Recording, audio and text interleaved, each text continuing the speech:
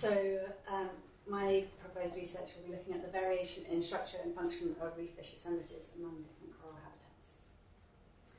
So as Nick mentioned, prior to starting my PhD, I spent a few years working in the Cayman Islands.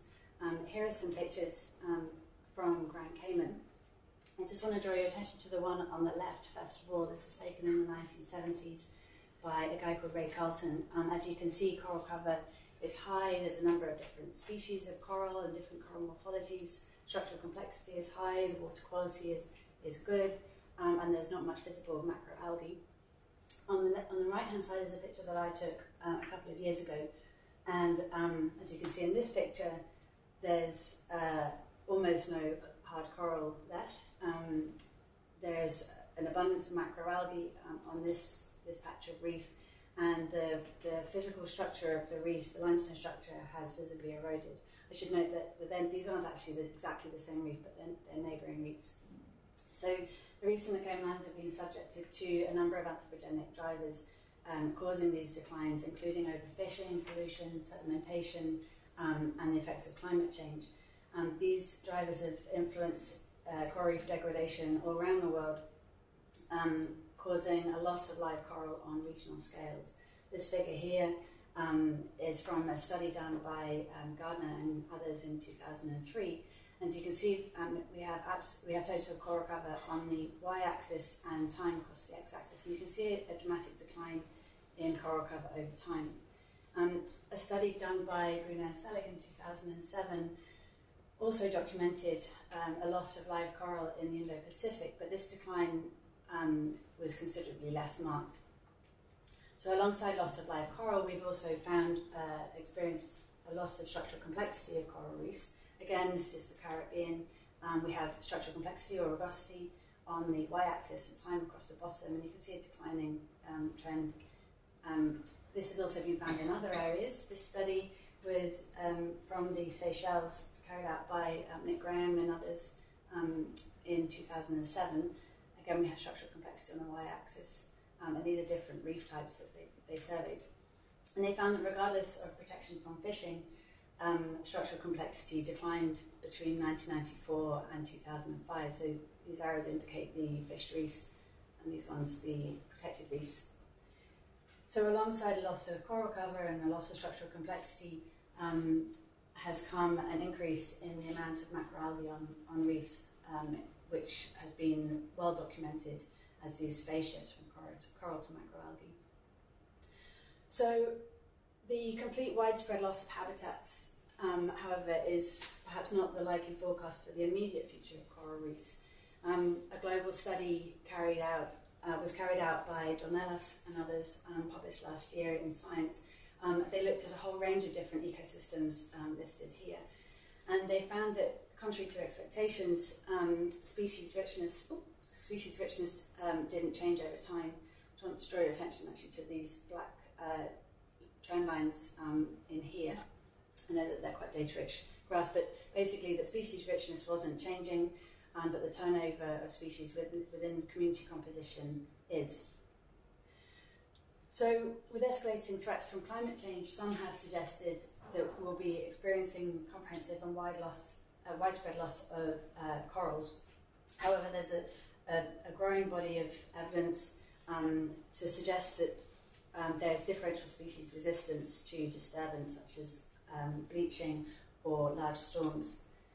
This is causing non-random differential species losses and shifting dominance patterns towards those species that are perhaps more stress tolerant and or weedy coral species.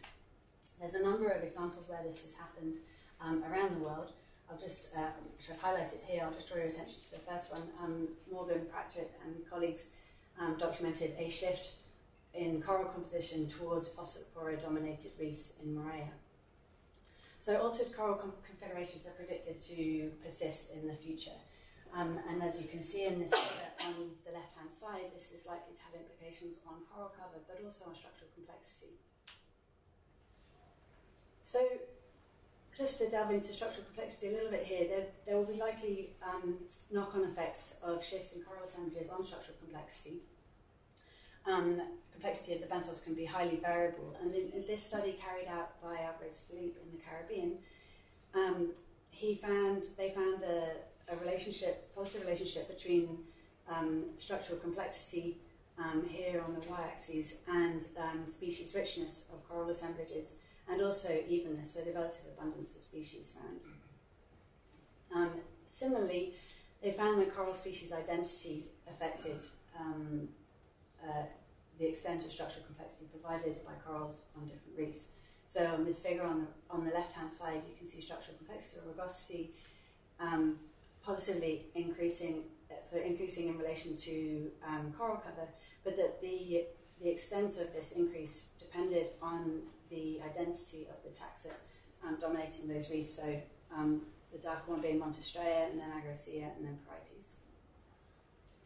So what might the consequences be of these community shifts for fish assemblages associated with those reefs?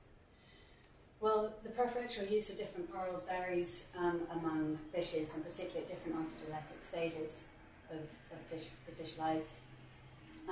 Studies have found that coral assemblage diversity will strongly influence the diversity of fish community structure. Similarly, work has shown that structural complexity influences the taxonomic and functional fish community structure. So changing compositions and structure is likely to impact reef fishes in a number of ways, some of which are listed here. So the abundance, biomass and diversity of fishes, fish recruitment, processes of herbivory, trophic structure, and fish body size distributions. So just to focus a little on herbivory here, herbivory is a critical process on coral reefs, as many of you will know. The removal of algae from reefs allows for the continued recruitment and growth of corals. So studies have shown that that with increased structural complexity comes a decrease in on the amount of algae found on reefs. So we might expect that the changing composition and structure of reefs will find similar patterns. Similarly, we may expect changes in herbivore biomass, rates of herbivory, and herbivore abundance and diversity. So changes in coral community composition towards greater species dominance is likely to become more common, and these shifts will probably have important impacts on fish communities. So this project aims to understand the variation in structure and function of reef fish assemblages among different coral habitats, and specifically the reef structural complexity at multiple within-reef scales, fish community structure and function, and processes of herbivory. So this is just a brief overview of my thesis. My first chapter will be looking at how community composition of corals affects the functional structure of fish assemblages, followed by a detailed look of how community composition of corals may affect the structural complexity at different within-reef scales. I'll then delve in further into how these different coral assemblages can influence body size distributions in associated fish assemblages, and I'll finish it off by looking at how coral community composition might affect herbivory and algal succession. So, my first chapter, looking at how coral community composition might affect functional structure of associated fish assemblages. So just to recap, there is preferential use of different corals between different fishes.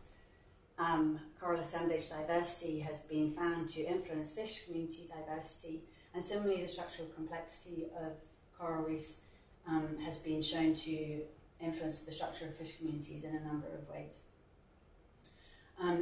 Just to focus in here on the function of fish assemblages, there's an emerging interest in taking a functional approach to assessing changes in fish communities associated with changes in environmental conditions. This is considered more effective than perhaps monitoring changes in taxonomic structure, as it can highlight potential shifts in processes. This is done by assigning species traits as proxies for functional roles. And this is important because the continued function of reef ecosystems is vital to avoid the shift to degraded states irrespective of species taxonomic identity. So this chapter is going to be looking at the influence of coral composition on functional structure of fish assemblages. And in this chapter, I hope to answer these questions. So the influence of different coral habitats on the taxonomic and functional structure of fish assemblages, and to really try and tease out which covariates or which drivers determine fish assemblage structure. So last October, I visited Lizard Island with Andrew Hoey to do a pilot study, and we ended up collecting some data for my first chapter. We visited some sites within the Lizard Island lagoon that were dominated by particular coral types. Well, you can see them listed here. So these were the sites that we found. We found those assemblages dominated by branching parietes, massive parietes, Ocelopora, branching Acropora, soft coral, and some mixed taxa assemblages. So for this chapter, we visited 2 sites of each assemblage, and we ran 4 50-metre transects. We measured benthic composition using point intercept, and we recorded fish assemblages on each reef using underwater visual sensors on belt transects. So we used 5-metre belts to record the more mobile fish larger than 10 centimetres total length, and a 1-metre belt transect to record the more site-attached fish less than 10 centimetres total length. So to analyse this data, I'm going to be using a combination of principal components analysis and a multivariate regression tree to classify the sites according to these dominant assemblages. And then I'll be comparing community composition between sites.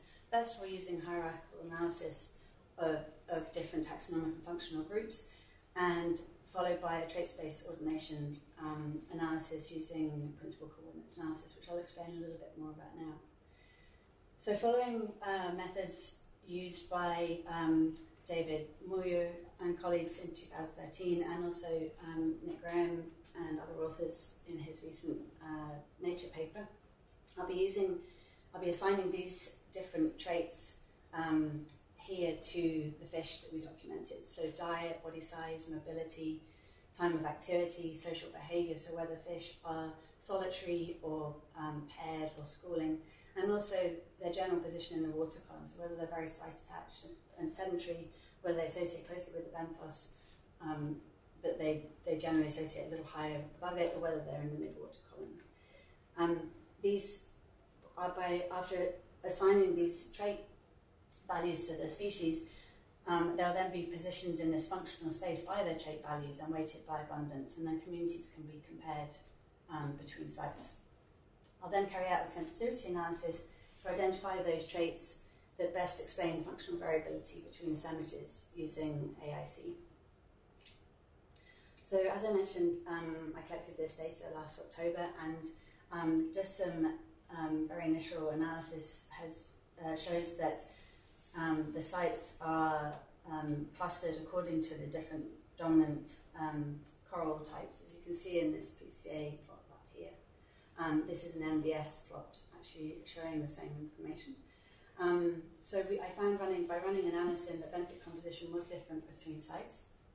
Interestingly, there was no significant difference in coral cover between sites. Here's some initial analysis shows some differences in fish communities at the fish level. There's a lot of information on here, so just to show you that the blue bands here represent the concentrics, as you might expect. On the mixed assemblage, we had proportionately more fusiliers, and on the branching parietes assemblages, we had proportionately more cardinal fish. So I'm going to be, with this data, I'm going to be assessing which covariates are influencing variability between the fish communities. It could be subtle differences in coral cover, it could be coral species dominance patterns, perhaps species richness, or indeed structural complexity. Which leads me on to my second chapter, looking at the effect of coral community composition on structural complexity at multiple scales. So again, to recap, the provision of structure provided by corals is a vital function for other reef-associated organisms, as they can use the gaps and crevices created by corals to hide in as refuge from predation or as shelter from environmental stresses. Studies have found that scales of structural complexity are important as refuge use is linked to fish body sizes. We know that corals are structurally diverse at different smaller scales, likely due to different morphology and colony sizes.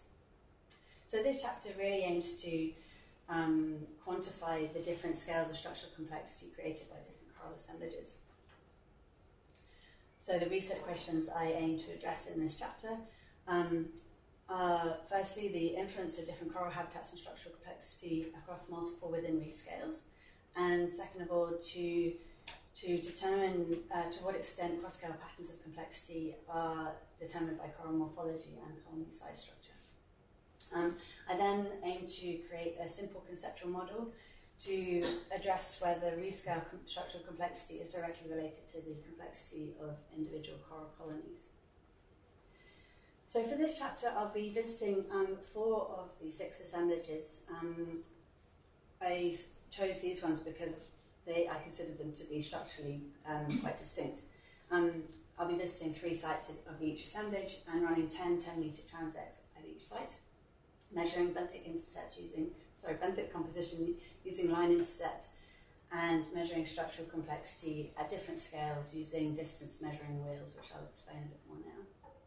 So following the methods used by Kirsty Nash in her ecosystems paper in 2013, I'll be using interchangeable wheels with different size diameters ranging from 2 to 64 centimetres, and I'll run them along the transect line over the reef, the contour of the reef, and count the number of wheel turns. And as you can see in these images borrowed from Kirsty, the larger wheels will capture the bigger scales of complexity, and the smaller wheels will capture the larger scales of complexity.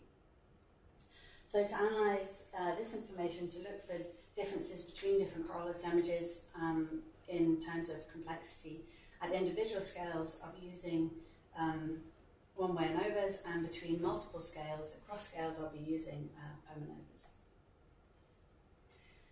For this model, the question I hope to address with this is whether reef scale complexity is directly related to individual colony level complexity.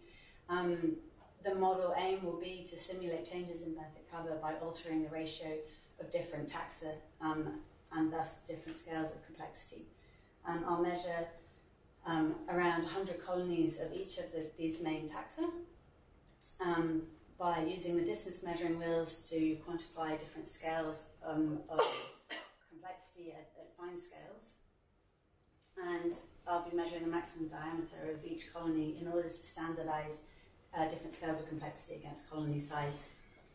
I'll then aim to calibrate the model using transit means of benthic cover and structural complexity at different scales. So at this point, I aim to have seen whether there's a difference in fish assemblages, whether the structure of fish assemblages is influenced by different coral communities, and I would have hoped to have really quantified different scales of complexity that we might expect on different reefs. This chapter aims to get into this in a little more focus on the influence of different coral assemblages on body size distributions. So again, to recap, the fish use of corals and refuge space has been found to be directly linked to fish body sizes. And fish will often use these refuge spaces as avoidance of potential predators or from shelter from environmental stresses such as solar radiance or exposure. So we might imagine that structural complexity is likely to vary among different coral assemblages. And just to draw your attention to this figure by Rogers et al., I've actually adapted it slightly, but you can see that changes in structural complexity down here can influence body size distributions within the fish communities. So here we have, they've shown particular abundance peaks of particular size classes of fish, and this is likely related to the availability of refuge space at a particular scale. And as you lose complexity, the size spectra changes and the body size distribution is simplified. So changes in body size distributions have important implications for energy flow and also fisheries productivity. And the use of size-based indicators for fisheries management and also monitoring of ecosystem function can represent the distribution of energy flow within the ecosystem, fish recruitment success. It can also indicate overfishing or the availability of suitable habitat. So this chapter aims to look at how different coral assemblages can affect fish body size distributions. That's reflected by my questions, which are to look at the influence of different coral habitats on body size distributions of fish and to try to tease out which within-reef scales of structural complexity influence certain fish size spectra. So for this chapter, I aim to be using the same four sites same four coral assemblages as I'll use in my second chapter, and also visiting three sites of each assemblage. This time I'll be running 6 10-metre transects to measure benthic composition using line intercept, structural complexity using the distance measuring wheels, and I'll be recording fish size spectra using underwater visual sensors as described for the first chapter. So we know from previous work that structural complexity of different habitats can influence the abundance body size distributions of fish assemblages non-linearly in relation to different scales of complexity. So for my analysis, I aim to use nonlinear regression to look at size spectra in relation to cross scales of complexity. I'll then compare size spectra slopes and deviations from linearity between sites using an ANOVA. And this brings me on to my final chapter. So at this point, I will have had a look at how fish assemblages might vary, and the function might vary between different fish assemblages according to coral composition. I will have quantified the different scales of complexity provided by different coral assemblages, and how that might impact fish size spectra, body size distributions. And in this chapter, I really want to focus in on processes of herbivory and algal community succession. So, as I mentioned, herbivory is a critical process in the maintenance of coral reefs. We know that structural complexity of habitat is critical for herbivorous activity. What's interesting is that studies that have used macroalgae assays on reefs to quantify herbivory, they actually found the results of the rates have been quite variable, and it's been speculated in these papers here that perhaps this is due to differential coral composition.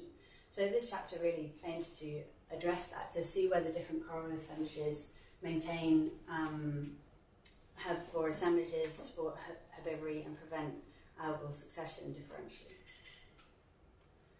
So this chapter aims to answer the questions what the influence might be of different coral habitats on the composition of herbivorous fish assemblages, on two important herbivorous processes, so the grazing of turf algae and browsing herbivory on macroalgae, to look at differences in the rate and trajectory of algal succession on different coral habitats, and to see whether herbivory is different on different coral habitats at various different stages of algal succession. So for this chapter, in the interest of time, for the experiment, I'm going to be visiting just 3 of the different coral assemblages. I'll be going to 3 different sites of each assemblage, and I'll run 6 10-metre transects at each site to record the benthos using line intercept, structural complexity using the distance measuring wheels, and I'll record the herbivorous fish assemblages at each site using underwater visual sensors on belt transects. I'm also going to be deploying a number of assays, algal assays. So in order to quantify grazing activity on these different reefs, I'm going to put down 8 turf algae assays on limestone plates, and also 8 sargassum assays to quantify browsing herbivory. So I'm going to precondition some limestone plates. I'll then measure the turf height before deploying them onto the reef. I'll also collect some sargassum, I'll get the wet weight, and then I'll deploy them also onto the reef.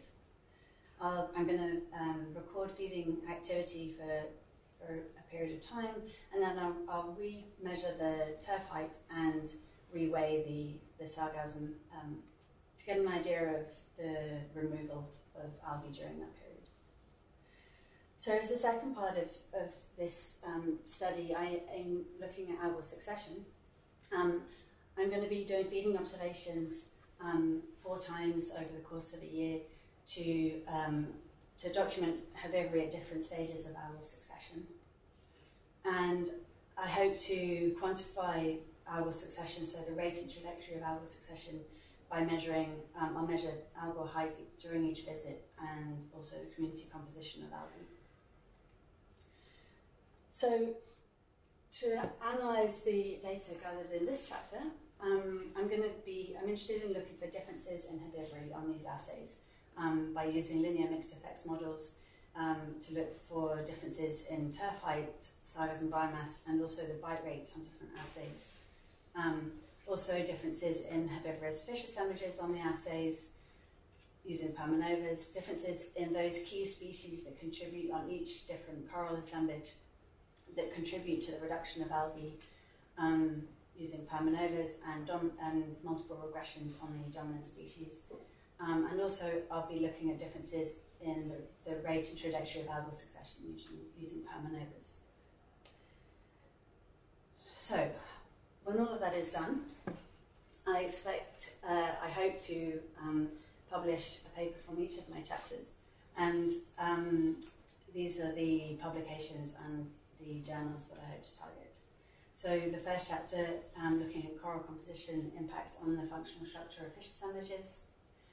The second chapter being the coral community composition influence on multiple scales within reef habitat complexity. The third chapter, looking at coral community composition influences on fish body size distributions. And finally, my final chapter, looking at the impact of coral composition on herbivory and algal community succession. So here is my rough timeline. So as I mentioned, last October I visited Lizard Island and I carried out a pilot study and collected data for my first chapter. I hope to return to Lizard Island in October this year to collect the data for my second and third chapter, and I aim to visit Lizard over the course of next year to collect the data for my final chapter. I've started my preliminary analysis and I will be continuing data analysis and writing up throughout, and then I aim to finish in June of 2017. So here's a logistical slide to show you the budget and risks and my progress so far.